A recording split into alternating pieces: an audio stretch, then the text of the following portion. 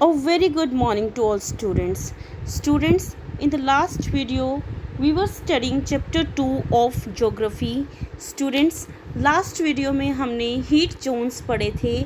मैंने आपको बताया था कि ग्लोब जो अर्थ की एक स्फीरिकल रिप्रेजेंटेशन है वो हमें पैरेलल्स के अकॉर्डिंग 3 हीट जोन्स प्रोवाइड करती है. First torrid zone, second temperate zone and third one is frigid zone. Students, last video में हमने टॉरिड जोन और टेम्परेट जोन पढ़ लिया था. आज हम फ्रिजिड जोन से स्टार्ट करेंगे. बच्चे, the word frigid means cold. Frigid word का मतलब होता है cold. The places at the poles that remain frozen throughout the year come in the frigid zone. वे जगहें जो पोल्स पर होती हैं, पोल्स के आसपास होती हैं, वे सारा का सारा साल थ्रू आउट द ईयर मतलब पूरा साल फ्रोज़न जमी रहती हैं, वहाँ पर बर्फ़ जमी रहती है. वे सब जगहें फ्रिजिड जोन में आती हैं. There are 2 frigid zones in the world. World में 2 फ्रिजिड जोन्स हैं, the north frigid zone and the south frigid zone. The north frigid zone lies between the Arctic Circle and the North Pole. बच्चे, 2 zone होते हैं, एक north frigid zone और दूसरा south frigid zone. बच्चे, north से अपने आप अंडरस्टैंडिंग हो जाती है कि नॉर्थ फ्रिजिड जोन नदरन हेमिस्फीयर में होगा और नदरन हेमिस्फीयर में ये कहाँ पर होगा.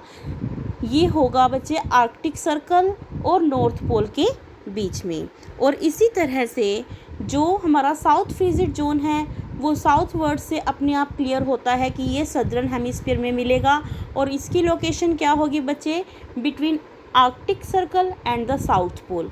मतलब आर्कटिक सर्कल और साउथ पोल के बीच में जो जगह होती हैं वे फ्रिजिड जोन के अंदर आती हैं और वहाँ पर क्लाइमेट हमेशा ठंडी रहती है. वहाँ पर सभी प्लेसेस फ्रोज़न बर्फ़ से ढके रहते हैं. Both frigid zones are located at the greatest distance from the sun. दोनों ही फ्रिजिड जोन सन से सबसे ज़्यादा दूरी पर लोकेट करते हैं. These areas receive extreme slanting rays of the sun due to which they are extremely cold. ये जगह सन की स्लैंटिंग रेज प्राप्त करते हैं. सन की तिरछी एक्सट्रीम स्लैंटिंग बहुत ज़्यादा तिरछी किरणें प्राप्त करते हैं और इसी कारण से ये हमेशा एक्सट्रीमली कोल्ड बहुत ज़्यादा ठंडे रहते हैं. Student, next is wonderful to know. बच्चे, वंडरफुल टू नो में हम यहाँ पर एक जीके जनरल नॉलेज का फैक्ट स्टडी करते हैं. इसमें बताया गया है कि Africa is the only continent. बच्चे, मैंने आपको बताया था चैप्टर 1 और चैप्टर 2 की स्टडी करते हुए कि हमारे पास टोटल 7 कॉन्टिनेंट्स हैं और अफ्रीका जो कॉन्टिनेंट है उसके बारे में क्या स्पेशल चीज़ है वो आपको यहाँ पर बताई जा रही है. Africa is the only continent through which 3 major parallels pass. Africa ही केवल एक ऐसा कॉन्टिनेंट है जहाँ से 3 मेजर पैरेलल्स गुजरते हैं. पहला है the Tropic of Cancer, second the equator and third the Tropic of Capricorn. तो बच्चे, 3 इम्पोर्टेंट पैरेलल्स हैं. टोटल बच्चे 5 इम्पोर्टेंट पैरेलल्स हैं. मैंने आपको लास्ट वीडियो में पढ़ाया था. इन 5 इम्पोर्टेंट पैरेलल्स में से 3 पैरेलल्स हैं जो अफ्रीका से गुजरते हैं. बच्चे, यहाँ पर आपको अफ्रीका कॉन्टिनेंट का मैप भी शो किया गया है. तो यहाँ से ट्रॉपिक ऑफ कैंसर यहाँ पर और इक्वेटर यहाँ पर और ट्रॉपिक ऑफ कैप्रिकॉर्न यहाँ कहीं पर इसकी लोकेशन लाइक करती है. तो अगर आपसे कोई जनरल नॉलेज का फैक्ट पूछता है कि कौन सा कॉन्टिनेंट है जहाँ से 3 इम्पोर्टेंट पैरेलल्स गुजरते हैं, Tropic of Cancer, equator and Tropic of Capricorn, तो आपका आंसर होगा Africa. Okay, now next is multiple choice questions. The zone that lies between Tropic of Cancer and Tropic of Capricorn is called. बच्चे, Tropic of Cancer और Tropic of Capricorn दोनों ही 23.5 degree north या फिर south. Tropic of Capricorn south और Tropic of Cancer north और location है 23.5 degree. तो बच्चे, दोनों जो आपको पैरेलल दिए गए हैं यहाँ पर ट्रॉपिक ऑफ कैंसर और ट्रॉपिक ऑफ कैप्रिकॉर्न। इन दोनों पैरेलल्स के बीच में जो जोन लाइज करता है उसका नाम बताना है। तो आंसर है बच्चे टॉरिड जोन। टॉरिड जोन है जो इन दोनों पैरेलल्स के बीच में आता है। Total number of zone on the earth. बच्चे अर्थ पर टोटल जोन कितने हैं? आंसर है 3। मैंने वीडियो स्टार्ट करने से पहले ही आपको बताया था कि 3 हीट जोन्स हैं हमारी अर्थ पर अगर हम ग्लोब को स्टडी करते हैं। बच्चे हमारा नेक्स्ट टॉपिक है मेरिडियंस और लॉन्गिट्यूड्स। बच्चे अभी हमने इस चैप्टर में पैरेलल्स या फिर लैटिट्यूड्स को स्टडी कर लिया है। अब हमारा नेक्स्ट टॉपिक है मेरिडियंस और longitudes. Longitudes or meridians are a set of imaginary lines running from the North Pole to the South Pole. Longitudes और meridians imaginary lines काल्पनिक रेखाएं हैं जो नॉर्थ पोल से साउथ पोल की तरफ जाती हैं। They are used as points of reference for locating places in east and west. बच्चे इन लाइंस का हम प्रयोग करते हैं रेफरेंस पॉइंट के रूप में जब हमने ईस्ट या वेस्ट मतलब ईस्ट डायरेक्शन में या फिर वेस्ट डायरेक्शन में किसी प्लेस को लोकेट करना होता है। क्योंकि मैंने आपको बताया था कि हमारी अर्थ बहुत बड़ी है, अर्थ की जो स्फीरिकल रिप्रेजेंटेशन ग्लोब है उस पर भी अगर हम अर्थ के प्लेसेस को शो करते हैं तो हमें रेफरेंस पॉइंट्स की ज़रूरत होती है। तो ये जो लाइंस हैं मेरिडियंस ये हमारे लिए पॉइंट ऑफ रेफरेंस का काम करती हैं। The meridian passing through Greenwich, a place few kilometers east of London in the UK, is known as the zero meridian. बच्चे जैसे हमने पैरेलल्स में 0 डिग्री लैटिट्यूड या 0 डिग्री पैरेलल किया था जिसे हमने इक्वेटर का नाम दिया था, राइट।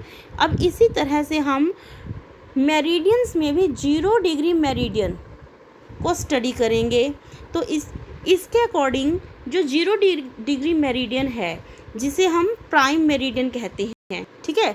ये प्राइम मेरिडियन कहाँ पर लोकेट करता है? बच्चे इसकी लोकेशन है यूनाइटेड किंगडम में लंदन के ईस्ट में कुछ किलोमीटर दूरी पर एक प्लेस है जिसे कहते हैं ग्रीनविच। क्या नाम है बच्चे? Greenwich.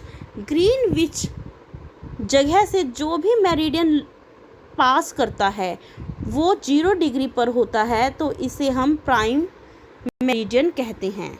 According to longitude of a place, actually the longitude of a place is the angular distance of that place lying east or west of the prime meridian. बच्चे वास्तव में जो एक प्लेस का लॉन्गिट्यूड होता है वो उस प्लेस का एंगुलर डिस्टेंस होता है जो प्राइम मेरिडियन के ईस्ट या वेस्ट में लाई करता है। The prime meridian divides the globe into eastern and western hemisphere. बच्चे अब जो 0 डिग्री मेरिडियन, राइट, हमने इससे पहले 0 डिग्री इक्वेटर स्टडी किया था। तो 0 डिग्री इक्वेटर क्या करता है? अर्थ को 2 हेमिस्फीयर में बांट देता है, 2 हेमिस्फीयर। और वो कौन से 2 हेमिस्फीयर हैं? नॉर्दर्न हेमिस्फीयर और दूसरा है सदर्न हेमिस्फीयर। ये है हमारी 0 डिग्री इक्वेटर, राइट। इसी तरह से जो ग्लोब है, ग्लोब पर जो मेरिडियंस हैं वहाँ से जो 0 डिग्री मेरिडियन है उसे प्राइम मेरिडियन कहते हैं। तो प्राइम मेरिडियन के ईस्ट साइड में मतलब ईस्ट साइड में हेमिस्फीयर बनेगा ईस्टर्न हेमिस्फीयर, और 0 डिग्री मेरिडियन के ईस्ट साइड में वेस्टर्न डायरेक्शन है, तो यहाँ पर जो हेमिस्फीयर बनेगा उसे हम कहेंगे वेस्टर्न हेमिस्फीयर।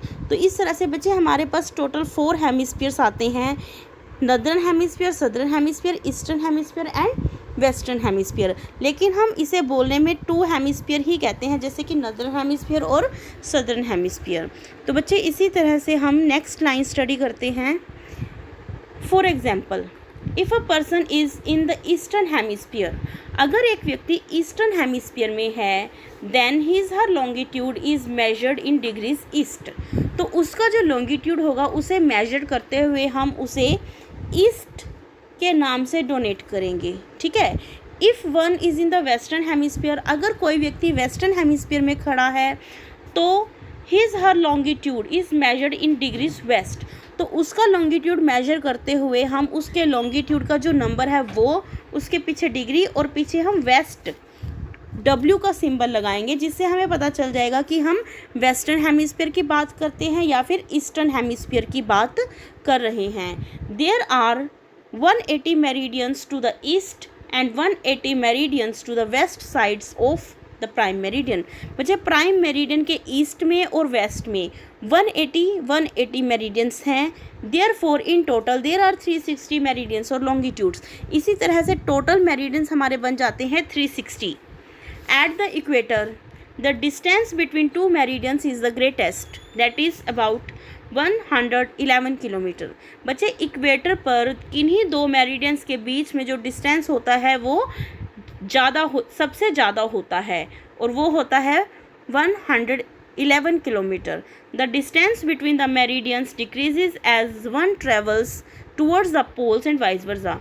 और यही डिस्टेंस डिक्रीज होता जाता है जब कोई पोल्स की तरफ ट्रैवल करता है, चाहे वो नदर्न हेमिस्फीयर में नॉर्थ पोल की तरफ ट्रैवल करे या फिर सदर्न हेमिस्फीयर में साउथ पोल की तरफ ट्रैवल करे। तो इक्वेटर से जैसे ही वो दूर होता जाता है तो फिर उनके बीच में जो डिस्टेंस है वो डिक्रीज होना स्टार्ट हो जाता है। All the meridians meet at the poles, सभी मेरिडियंस पोल्स पर मिलते हैं। Students, this is all for today. Thank you.